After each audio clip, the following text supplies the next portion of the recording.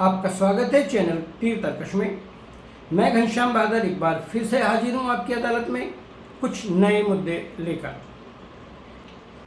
साथ ही साथ हम बात करते हैं आज एक ऐसे क्षेत्रीय नायक की, ऐसे क्षत्रप की जिसे भारतीय राजनीति में ताऊ के नाम से जाना जाता है। जी हाँ, मैं बात कर रहा हूँ चौधरी देवीलाल की। चौधरी देवीलाल उस समय राजनीति में उभर कर आए जब चौधरी चरण सिंह एक प्रकार से अकेले जाट नेता हुआ करते थे। हालांकि उन्हें जाट नेता कहे जाने पर बड़ी आपत्ति थी। जब नेहरू ने उनके लिए जाट नेता शब्द का प्रयोग किया तो इस पर काफ़ी बवाल भी मचा था। लेकिन हमारे आज के विश्लेषण का ये मुख्य मुद्दा, ये मुख्य विषय नहीं है। मैं बात कर रहा था ताऊ की। देश दुनिया का सबसे बड़ा लोकतंत्र है, इसमें दो राय नहीं। यहाँ पर जनता का शासन, जनता के द्वारा जनता के लिए, इसी भावना के साथ हमारी सरकारें बनती हैं, बिगड़ती हैं, चलती हैं। लेकिन एक और मज़े की बात देखिए, भारतीय राजनीति में बहुत पहले से ही संबंध बड़े हावी रहे हैं। महात्मा गांधी ने देश आज़ाद कराया, वे बापू हो गए। नेहरू जी पहले प्रधानमंत्री बने, उन्हें बच्चों से प्यार था, वे चाचा बन गए। चौधरी देवीलाल ताऊ हो गए। आरएसएस में सरसंघ जो सर्वहारा संचालक होते हैं उनको भैया जी कहा जाता है, यानी रिश्ते नाते ये इस देश की परंपरा है। लेकिन यही रिश्ते नाते जब राजनीति में अलग तरीके से सामने आने लगे तो फिर ये देश पर, देश की राजनीति पर और यहाँ के मुद्दों पर एक बहुत बड़ा बोझ बनकर सामने आते हैं। आज के इस विश्लेषण का मुख्य बिंदु यही है कि भारतीय राजनीति में लोकतंत्र के नाम पर परिवारवाद किस तरीके से हावी हुआ है। समझ नहीं आता है यहाँ के लोकतंत्र को परिवारवादी लोकतंत्र कहा जाए या यहाँ के परिवारों को लोकतांत्रिक परिवार कहा जाए। बात आज़ादी के तुरंत बाद से ही करते हैं। देश आज़ाद हो गया, करीब करीब 150-200 साल तक कभी अंग्रेजों ने तो उससे पहले मुगलों ने यहाँ पर राज किया। राजशाही थी, राजा का बेटा राजा शासन करता आया है और वही परंपरा हमारे खून में कहीं न कहीं आ गई। नेहरू जी प्रधानमंत्री बने, विवाद उस पर भी है किस प्रकार से पटेल को एक तरफ करके 23 कांग्रेस समितियां जब उनके नाम का प्रस्ताव कर रही थी प्रधानमंत्री पद के लिए, तब गांधी जी की जिद के आगे नेहरू जी को प्रधानमंत्री बना दिया गया। ये भी एक अलग मुद्दा है, इस पर भी बात करने का आज कोई हमारा ध्येय, हमारा उद्देश्य नहीं है। लेकिन आज बात होगी देश में पनप रहे परिवारवाद पर, और परिवारवाद का सबसे बड़ा आरोप लगाया जाता है कांग्रेस पर। जी हाँ, कांग्रेस। चाचा नेहरू प्रधानमंत्री बने, उनके बाद उनकी मृत्यु हुई, उनके रहते ही इंदिरा गांधी को युवा कांग्रेस का अध्यक्ष बना दिया गया। उन्होंने, कहा जाता है, वे उनको अपने मंत्रिमंडल में नहीं लेना चाहते थे। ऐसा राजनीति में ऐसे वक्तव्य अक्सर दिए जाते हैं, लेकिन वे उनके मंत्रिमंडल में उपमंत्री के रूप में शामिल हुई। इंदिरा प्रधानमंत्री बनी, नेहरू की बेटी इंदिरा देश की प्रधानमंत्री हो गई। क्या काबिलियत थी उनकी, कह नहीं सकते। एक राजनेता के तौर पर उस समय इंदिरा ने इस देश पर लगभग 17 वर्ष तक शासन किया, लंबे समय तक शासन किया। 3 बार वो इस देश की प्रधानमंत्री बनी। 1984 में उनकी हत्या हो गई। उनकी हत्या के बाद कांग्रेस में बहुत बड़े नेता के तौर पर प्रणब मुखर्जी का नाम प्रधानमंत्री पद के लिए आगे आना था। प्रणब मुखर्जी खुद चाहते थे कि वे देश के प्रधानमंत्री बने, लेकिन तत्कालीन राष्ट्रपति ज्ञानी जैल सिंह ने अपने तरीके से सब चीज़ों को सेटल करते हुए इंदिरा गांधी के बेटे राजीव गांधी को प्रधानमंत्री नियुक्त कर दिया। इससे पहले इंदिरा गांधी पहले ही अपने उत्तराधिकारी के तौर पर संजय गांधी को कांग्रेस में आगे ला चुकी थी। संजय गांधी की एक हेलीकॉप्टर दुर्घटना में मृत्यु हुई, तब पायलट की नौकरी करने वाले राजीव गांधी को राजनीति में लाया गया, यानी इंदिरा की विरासत राजीव गांधी ने संभाली। इसी प्रकार से राजीव गांधी ने 1985 में ऐसा अपार बहुमत प्राप्त किया, 403 संसदीय सीटों पर उन्होंने विजय प्राप्त की, जो आज तक किसी और को नहीं मिल पाई है। लेकिन बोफोर्स कांड के चलते हुए राजीव गांधी राजनीति में फेल हो गए एक प्रकार से और उनको सत्ता छोड़नी पड़ी। राजीव गांधी की हत्या हो गई 1991 में। थोड़े समय के लिए नरसिंह राव को प्रधानमंत्री बनाया गया, या कहिए उस समय मनमोहन सिंह, सोनिया गांधी का नाम सबसे पहले आगे आया। क्या योग्यता थी सोनिया गांधी की? केवल ये कि वे राजीव गांधी की पत्नी थी, लेकिन राजनीतिक परिस्थितियों के चलते हुए सीधे सीधे वे देश की बागडोर अपने हाथ में नहीं ले पाई और मनमोहन सिंह देश के प्रधानमंत्री पद पर आसीन हो गए। एक ऐसा व्यक्ति जो धरातल की राजनीति से जुड़ा हुआ नाम नहीं था। राजनीतिक क्षेत्रों के पंडितों का मानना है कि प्रधानमंत्री के सीट पर, प्रधानमंत्री के सिंहासन पर मनमोहन सिंह बैठे जरूर, लेकिन सत्ता की सारी बागडोर सोनिया गांधी के हाथों में रही।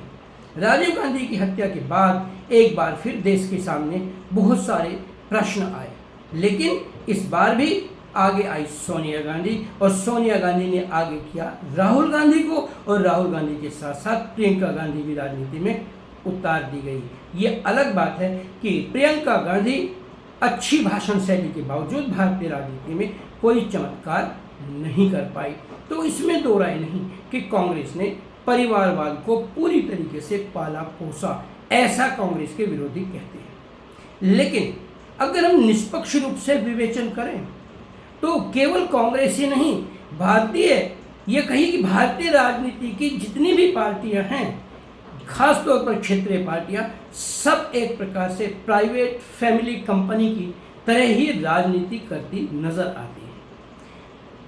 इस समय उत्तर प्रदेश में समाजवादी पार्टी भारतीय जनता पार्टी के बाद सबसे ज़्यादा प्रभावशाली पार्टी है। इसकी स्थापना की चौधरी मुलायम सिंह ने। चौधरी मुलायम सिंह ने, जो खुद को चरण सिंह का मानस पुत्र कहते थे, देवीलाल के साथ एक प्रकार से विवादों के चलते हुए समाजवादी पार्टी की स्थापना की, और वे मुख्यमंत्री रहे, देश के रक्षा मंत्री रहे, और एक दबदबे की, दबंगई की राजनीति करते रहे। वे लोहियावादी होने का दावा करते थे, लेकिन जब पार्टी की बागडोर उनके हाथों से निकलनी शुरू हुई, वे बीमार हुए, तब उन्होंने वो बागडोर बड़ी चतुराई के साथ अपने बेटे टीपू, जो अखिलेश यादव के हाथों में सौंपे। उनके दोनों भाई शिवपाल यादव और रामगोपाल यादव उनके एक प्रकार से बॉडीगार्ड की तरह साथ रहे। हालांकि उनको इसमें बड़ी आपत्ति भी रही और पार्टी में क्लेश भी हुआ, लेकिन ये परिवारवाद की परंपरा यहाँ नहीं रुकी। अखिलेश के साथ उनकी पत्नी डिम्पल यादव संसद में पहुँचती हैं। उनके दामाद तेज प्रताप यादव राजनीति में हैं, साथ ही साथ अक्षय यादव भी राजनीति कर रहे हैं और सांसद रहे हैं। यानी सपा, जो परिवारवाद का विरोध करने की राजनीति करने का दावा करती थी, आज खुद बखुद परिवार के चंगुल में है। ये हालत केवल उत्तर प्रदेश की नहीं है, महाराष्ट्र पर नजर डाल लीजिए। शरद पवार, जो जमीनी धरातल के नेता थे, कांग्रेस में विवाद हुआ, उनको पार्टी छोड़नी पड़ी और उन्होंने नेशनल कांग्रेस पार्टी का गठन किया। लेकिन एक बार फिर से शरद पवार ने भी किसी और को आगे नहीं किया, उन्होंने आगे किया अपने भतीजे अजित पवार को और साथ ही साथ अपनी भतीजी सुप्रिया सूले को। यानी कह सकते हैं ये मेरी पार्टी है, इसमें मेरे बच्चे, मेरे भाई, मेरे भतीजे ही आगे रहेंगे। ये भारतीय राजनीति का एक सच है। महाराष्ट्र से बाहर निकलने से पहले वहाँ की दूसरी प्रमुख पार्टी शिवसेना पर भी नजर डालते हैं। जब तक बाला साहब ठाकरे जिंदा रहे, उनकी तूती बोलती थी। उनका राजनीति करने का एक अंदाज बिल्कुल अलग था। उग्रवादी हिंदुत्व के आधार पर उन्होंने राजनीति की और इस राजनीति में भी उन्होंने अपने भतीजे राज ठाकरे को आगे बढ़ाने का काम किया। लेकिन एक बार फिर से बाला साहब ठाकरे जब चल बसे और पार्टी की बागडोर संभालने की बात आई, तो फिर भाई को दूर करके उद्धव ठाकरे खुद पार्टी के कर्ता धर्ता बने। ये परिवारवाद केवल महाराष्ट्र या उत्तर प्रदेश तक सीमित नहीं रहा है, बल्कि ये परिवारवाद बिहार में भी है। राष्ट्रीय जनता दल की ओर निगाह डालिए, धरातल से जुड़े हुए एक प्रकार के अजीबोगरीब तरीके की राजनीति करने वाले लालू यादव ने राष्ट्रीय जनता दल का गठन किया। जब चारा घोटाले में वे जेल गए तो मुख्यमंत्री की सीट पर बैठाने के लिए उनके पास पार्टी का कोई नेता नजर उनको नहीं आया, बल्कि अपनी पत्नी राबड़ी देवी, जिनकी जो शैक्षिक हालत ये कह सकते जो शैक्षिक योग्यता थी वो ना के बराबर थी, राबड़ी देवी तब वहाँ की मुख्यमंत्री बनी। लालू यादव यहीं पर नहीं रुके, उन्होंने राबड़ी यादव के साथ अपने साले साधु यादव को आगे बढ़ाया। हालांकि बाद में उनके साथ उनका राजनीतिक टकराव हुआ और साधु राम यादव एक प्रकार से राजनीति से अलग से ही कर दिए गए, राष्ट्रीय जनता दल की राजनीति से। लेकिन लालू यादव को बड़ा गर्व और बड़ा भरोसा अपने छोटे बेटे तेजस्वी यादव पर, तो उन्होंने तेजस्वी यादव को आगे बढ़ाया। वे वहाँ के मुख्यमंत्री उप मुख्यमंत्री बने, मुख्यमंत्री तो नहीं बन पाए। वे नीतीश यादव के मंत्रिमंडल में शामिल हुए और केवल एक बेटे को राजनीतिक रूप से उत्तराधिकारी बना देने से भी लालू यादव को संतुष्टि नहीं हुई, बल्कि उन्होंने अपने बड़े बेटे तेज प्रताप यादव, अपनी बेटी मीसा भारती को भी आगे बढ़ाया। यानी राष्ट्रीय जनता दल, वही राष्ट्रीय जनता दल, वही लालू यादव जो बार बार कांग्रेस पर परिवारवाद का तंज कसते रहे थे, उनके लिए भी परिवार से ज़्यादा कुछ नहीं रहा। बिहार से आगे बढ़िए, चलते हैं पंजाब में। पंजाब में कभी सबसे प्रमुख दल हुआ करता था शिरोमणि अकाली दल, और इस शिरोमणि अकाली दल के 3-4 प्रमुख स्तंभ हुआ करते थे, प्रकाश सिंह बादल, गुरचरण सिंह टोहरा और सुरजीत सिंह बरनाला। इन्हीं बातों को लेकर जब पार्टी पर वर्चस्व की बात आई तो ये सब अलग थलग कर दिए गए, यहाँ तक कि पार्टी का विभाजन भी हुआ और प्रकाश सिंह यादव को जो सबसे प्रकाश सिंह बादल को जो सबसे योग्य अभ्यर्थी, सबसे योग्य प्रत्याशी नजर आया पार्टी संभालने के लिए, वो थे उनके खुद के बेटे सुखबीर सिंह। यही नहीं, अपनी बहू हरसिमरत कौर को भी वो आगे लेकर के आए। यानी चाहे शिवसेना है, चाहे कांग्रेस है, चाहे सपा है, चाहे राष्ट्रीय जनता दल है, चाहे अकाली दल है, उत्तरी भारत में पूरी तरीके से ये राजनीति परिवारवाद की राजनीति रही। लेकिन ऐसा नहीं है कि दक्षिण इससे बचा रहा। दक्षिण में जब हम देखते हैं YSRCP, ये पार्टी बड़ी तेजी के साथ उभरी। राजशेखर रेड्डी इसके प्रमुख कर्ता धर्ता संस्थापक सब कुछ रहे, लेकिन राजशेखर रेड्डी को भी अपने बेटे जगमोहन रेड्डी के अलावा और कोई उपयुक्त उम्मीदवार नजर नहीं आया कि वे उसको पार्टी की बागडोर सौंप सकें। इतने पर भी संतोष नहीं हुआ। विजयम्मा और शोभा रेड्डी, उसके बाद अविनाश और फिर भारती, ये सब भारती रेड्डी, ये सब उसी परिवार के सदस्य हैं जो आज भी इस पार्टी को चला रहे हैं। दक्षिण ही क्यों, बिल्कुल ठेठ उत्तर में चले जाते हैं और वहाँ पर जम्मू कश्मीर पर निगाह डालते हैं। वहाँ की प्रमुख पार्टियों में नेशनल कॉन्फ्रेंस और PDP, ये मुख्य पार्टियाँ रही हैं, ये प्रमुख पार्टियाँ रही हैं। नेशनल कॉन्फ्रेंस जिसके संस्थापक थे शेख अब्दुल्ला के बेटे फारूक अब्दुल्ला उनकी जगह पर मुख्यमंत्री बनते हैं। क्यों? क्योंकि वे शेख अब्दुल्ला के बेटे थे और फारूक अब्दुल्ला ये कमान सौंप कर जाते हैं उमर अब्दुल्ला को, जो आज भी कश्मीर के मुख्यमंत्री हैं। भले ही राज्य से अलग होने की बातें की जाए, कुछ किया जाए, लेकिन परिवार की ये जो धारा है, ये अविरल धारा है लोकतंत्र में, ये बड़ी सुरक्षित तरीके के साथ बहती जा रही है।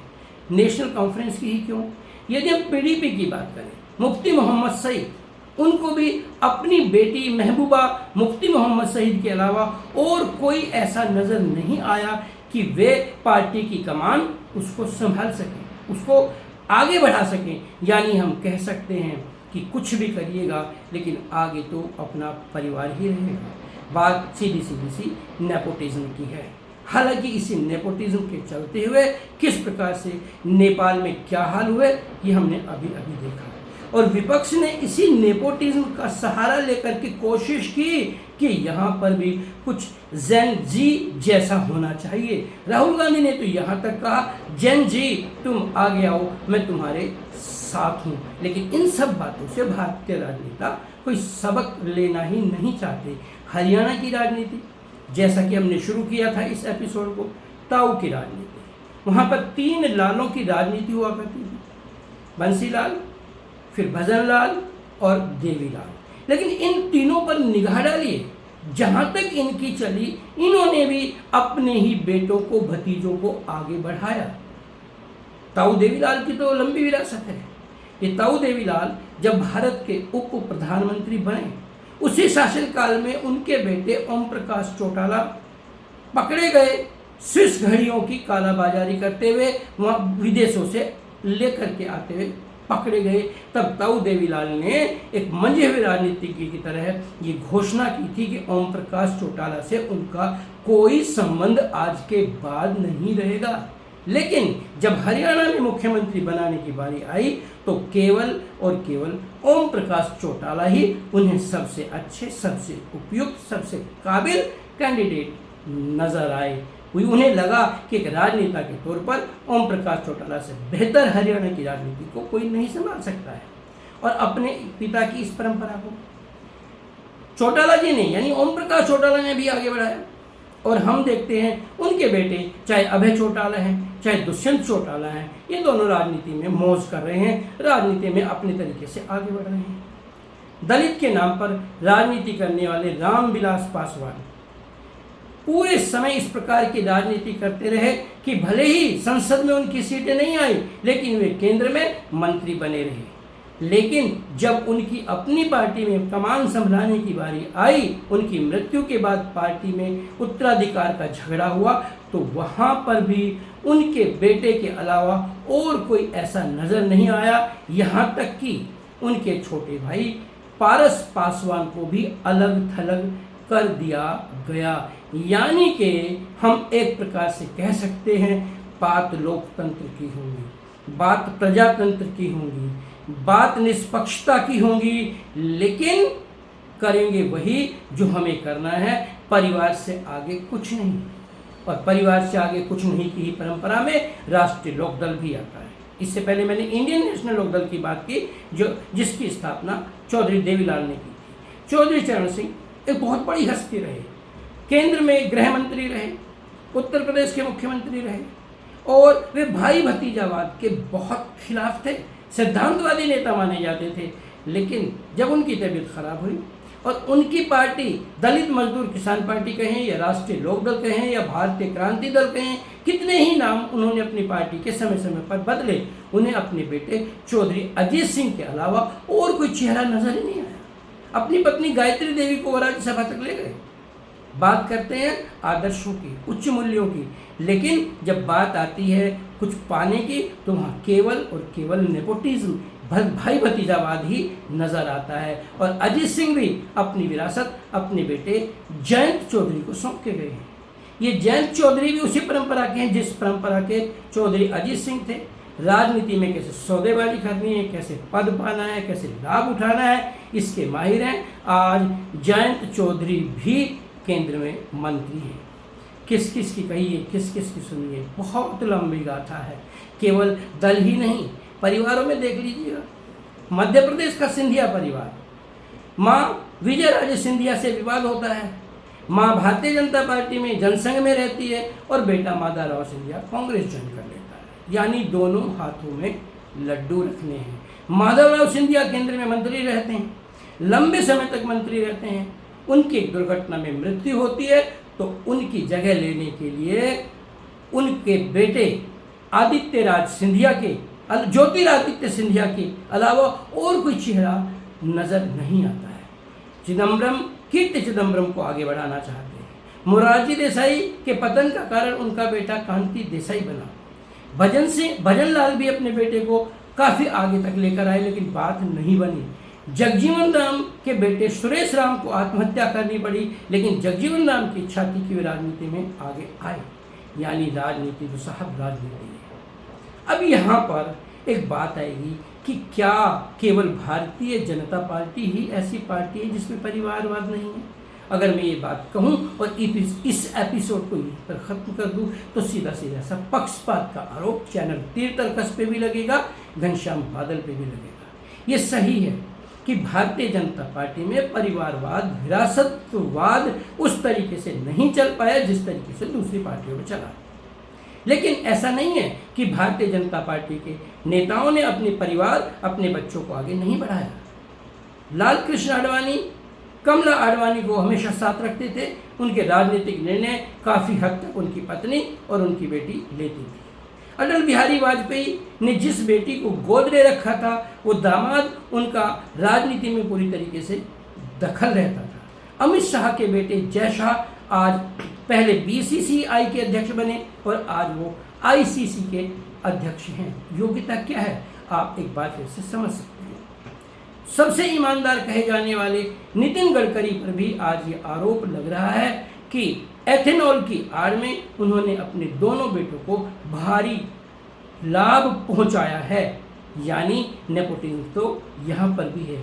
राजनाथ के बेटे पंकज भी एमएलए हैं, प्रमोद महाजन की बेटी भी एमएलए हैं, यानी हम कह सकते हैं सीधे सीधे कुछ में पीढ़ियों तक ये बात चली तो कुछ में 1-2 पीढ़ी तक ही ये बात आगे बढ़ पाई, लेकिन परिवारवाद से कोई सा दल नहीं बच पाया। ये भारतीय राजनीति का एक कड़वा सच है। कहाँ तक ले जाया जाए, चूँकि समय इतनी इजाज़त नहीं दे रहा है। फिर बात करेंगे कुछ और नए मुद्दों पर। आज तो बस आप भी सोचिए, यदि एक बनियान, यदि एक दुकानदार अपने बेटे को विरासत सौंपता है, अपनी दुकान सौंपता है, तो भारतीय नेता भी अपनी राजनीति की दुकान का अधिकारी अपने बेटे, अपनी बेटी, भाई, भतीजे, रिश्तेदारों को ही बनाते हैं। ये तर्क दिया जाता है, कभी कभी योग्यता की भी बात की जाती है। आप खुद सोचिए ये किस प्रकार का लोकतंत्र चल रहा है मेरे देश में। आप सोचिए। आज बस इतना ही। होती है मुलाकात एक नए मुद्दे के साथ। तब तक घनश्याम बाल को दीजिए इजाज़त और आप देखते रहिए चैनल तीर तर्कश। लाइक कीजिए, शेयर कीजिए, सब्सक्राइब कीजिए और वीडियो अच्छी लगे तो नोटिफिकेशन बेल भी जरूर दबाइएगा। धन्यवाद। जय हिंद।